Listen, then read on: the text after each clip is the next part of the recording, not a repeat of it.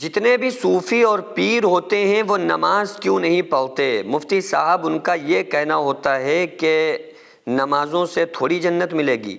یہ صوفی اور پیروں کا کہنا نہیں ہوتا ہے، بلکہ وہ ابھی ایک قوال کی قوالی چلی تھی نا کہ چل ہٹ نمازوں سے جنت نہیں ملنے والی اگر دل میں عشق مصطفیٰ نہیں۔ تو دیکھو یہ تو بات ٹھیک ہے کہ انسان اگر رسول اللہ صلی اللہ علیہ وآلہ وسلم کا باغی ہے یا دشمن ہے یا معاذ اللہ گستاخ ہے، تو اس کے بعد وہ کتنی بھی عبادتیں ریاضتیں نمازیں پڑھ لے یا کچھ بھی کر لے، اس کی نماز قبول نہیں ہے۔ لیکن اس بات سے لوگوں کے اوپر اثر بہت غلط پڑا ہے اور وہ یہ سمجھنے لگے کہ نمازوں سے جنتی نہیں ملنے والی۔ اچھا پھر کائے سے ملے گی؟ بھائی رسول اللہ صلی اللہ علیہ وآلہ وسلم کی محبت کا یہی تو تقاضا ہے کہ آپ نماز پڑھیں۔ آقا کی محبت کا مطلب یہ تھوڑی نبی کا نام آیا جھوم گئے، کام آیا تو گھوم گئے، تو یہ نہیں ہونا چاہیے۔ مطلب یہ ہے کہ آپ رسول اللہ صلی اللہ علیہ وآلہ وسلم سے اگر محبت کرتے ہیں تو آپ کی ایک وقت کی نماز نہیں چھوٹ سکتی، پھر آپ سے تہجد نہیں چھوٹے گی۔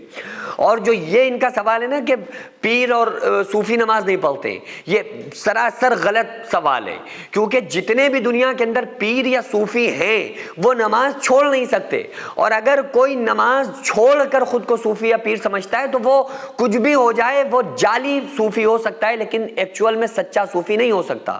کیونکہ جو دنیا کے اندر صوفی رہے، آپ ان کی زندگی اٹھا کر دیکھیے، آپ ان کو پڑھیے، ساری زندگی کروڑوں لوگوں کو جس نے نمازی بنایا ہو وہ خود نماز نہیں پڑھے گا، جس نے لاکھوں لوگوں کو داخل اسلام کر کے اللہ اس کے رسول صلی اللہ علیہ وآلہ وسلم کا عاشق بنایا ہو وہ خود نماز نہیں پڑھے گا۔ آپ سوچ کر دیکھیے۔ تو آج کے دور میں جنہیں ہم صوفی سمجھ رہے ہیں، یہ صوفی نہیں ہیں، یہ تو پیسے کمانے کے چکر ہیں، یہ جعلی صوفی ہیں۔ لیکن جو واقعی صوفیہ ہوتے تھے نا، ان کی تو زندگی ہمیشہ رسول اللہ صلی اللہ علیہ وآلہ وسلم کے طریقوں پر گزرتی تھی۔ انہوں نے ساری زندگی وما خلقت الجن والانس الا لیعبدون کی تفسیر بن کر انہوں نے زندگی کو گزارا۔ ان سے زیادہ سادگی اور اخوت بھائی چارہ کس کے اندر ہو سکتا ہے؟ صوفیہ نے ہمیشہ قرآن و حدیث کو اپنے سینے سے لگایا، اور وما خلقت الجن والانس الا لیعبدون کی اس آیت کی عملی تفسیر بن کر انہوں نے زندگی کو گزارا۔ تو یہ صوفیاء کرام کے اوپر بہتان ہے کہ صوفی نماز نہیں پڑھتے۔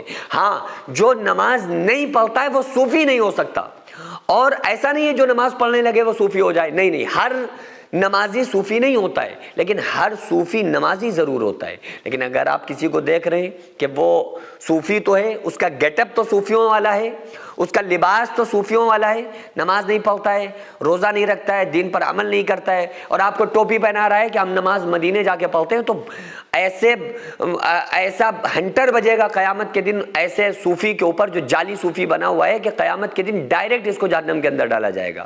کیونکہ اللہ تعالیٰ نے اچھے کاموں پہ وعدہ لیا ہے کہ اچھے کاموں پہ بخش دیں گے، برے کاموں پہ وعدہ نہیں ہے، اور پھر یہ امت کو دھوکا ہے کہ خود نماز نہیں پڑھ رہا ہے، ٹوپی پہنا رہا ہے، مدینے جا کے ہم نماز پڑھتے ہیں۔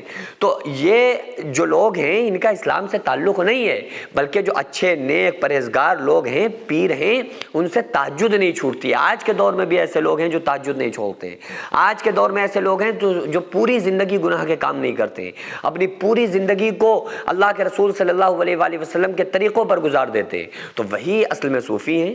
لہٰذا اگر کسی کا یہ دعویٰ ہے یا کوئی اپنے آپ کہہ رہا ہے یا آپ کسی کو سمجھ رہے ہیں کہ صوفی ہے کیونکہ اس کا گیٹ اپ ایسا لگ رہا ہے، لیکن وہ نماز روزہ قرآن اور شریعت سے دور ہے اور خود کو بتا رہا ہے کہ ہم حقیقت اور معرفت اور روحانیت نورانیت پہ چلتے ہیں اور وہ شریعت سے الگ نظر آ رہا ہے، تو آپ سمجھ لیں کہ جعلی ہے، سمجھ لیں کہ صوفی نہیں ہے، یہ سوکھا ہوا بالکل امتی ہے، اس کا تصوف سے کوئی تعلق نہیں ہے۔ کیونکہ صوفی تو وہی ہوتا ہے جس کا تصوف سے تعلق ہوتا ہے، اور تصوف اسی انسان کے اندر آ سکتا ہے، وہی تصوف کا ماہر بن سکتا ہے جو بندہ شریعت پر عمل پیرا ہو، اور شریعت پر چلنے کے لیے سب سے پہلی چیز ہے اعمال میں نماز۔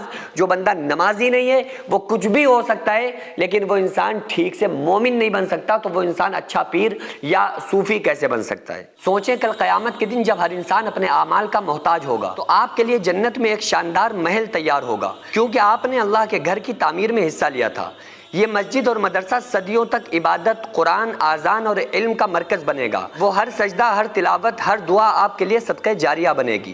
رسول اللہ صلی اللہ علیہ وآلہ وسلم نے فرمایا جو اللہ کے لیے مسجد بنائے اللہ اس کے لیے جنت میں گھر بنائے گا۔ بھائیوں اور بہنوں، کیا آپ چاہتے ہیں جنت میں اللہ آپ کے لیے گھر بنائے؟ آپ کے پاس بڑا ہی سنہرا موقع ہے، ہم مسجد اور مدرسے کے لیے زمین خرید رہے ہیں۔ آن روڈ ہونے کی وجہ سے زمین کی قیمت تقریباً 2 کروڑ ہے، لیکن ٹائم ہمارے پاس بہت ہی کم ہے۔ بڑی کم مدت میں ہمیں یہ پیسہ مالک تک پہنچانا ہے۔ مالک تک قیمت نہ پہنچنے کے سبب ہمارا بیانہ بھی واپس ہو سکتا ہے، تو اس لیے آپ سے خصوصی گزارش ہے کہ آپ کو اس نبی کا واسطہ جو ہمارے لیے راتوں میں رو کر گئے، طائف میں پتھر کھا کر گئے، کہ آپ اس ویڈیو کو اگنور نہ کریں اور 100 200 500 1000 جتنی آپ کی وسعت ہو اس کے مطابق آپ زیادہ سے زیادہ تعاون کریں۔ اب یا تو آپ اس کو فراڈ کہہ دیں یا یہ کہہ دیں کہ پیسہ کمانے کا کوئی نیا چکر ہے اور ویڈیو چھوڑ کر چلے جائیں، لیکن اگر آپ کو ایسا نہیں لگتا ہے تو پھر خدا کے واسطے آپ زیادہ سے زیادہ تعاون کریں تاکہ ہم مسجد اور مدرسے کی زمین خرید کر اپنے مقصد میں کامیاب ہو جائیں۔ اور خدا کی قسم یہی ایک ایسا ثواب ہے جو ہمارے مرنے کے بعد قیامت تک ہمیں قبر میں ملتا رہے گا اور اللہ تعالی ہمارے لیے جنت میں گھر بنا کر دے گا۔